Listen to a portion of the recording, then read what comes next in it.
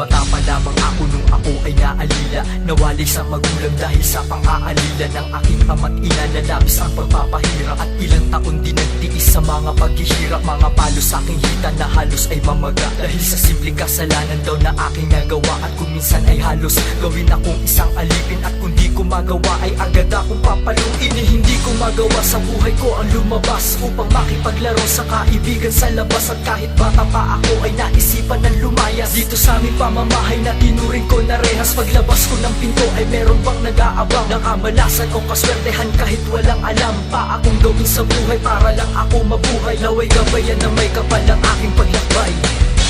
Merong mga buhay na ang isa diskarte lang, nabubuhay sa mundong ito at nagkakasalapi kahit walang trabaho.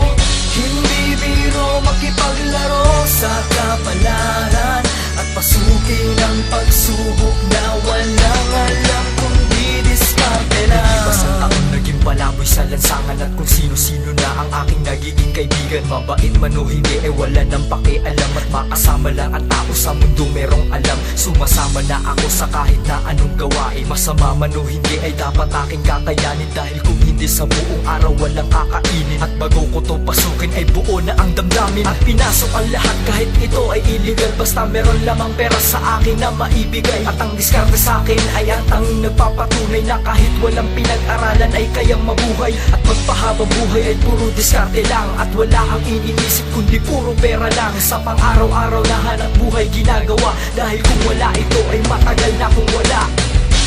Merong mga buhay na ang isa diskarte lang, nabubuhay sa mundong ito at nagkakasalapi kahit walang trabaho. Hindi biro makipaglaro sa kapalaran at pasukin ang pagsubok na walang alam kundi diskarte lang. Puro diskarte lang.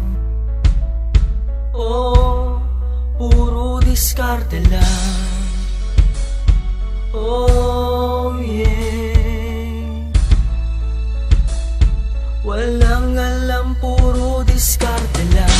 Merong mga buhay na ang isa diskarte lang, nabubuhay sa mundong ito at nagkakasalapi kahit walang trabaho. Hindi biro makipaglaro sa kapalaran at pasukin ang pagsubok na walang alam kundi diskarte lang. Merong mga buhay na ang isa diskarte lang, nabubuhay sa mundong ito at nagkakasalapi kahit walang trabaho.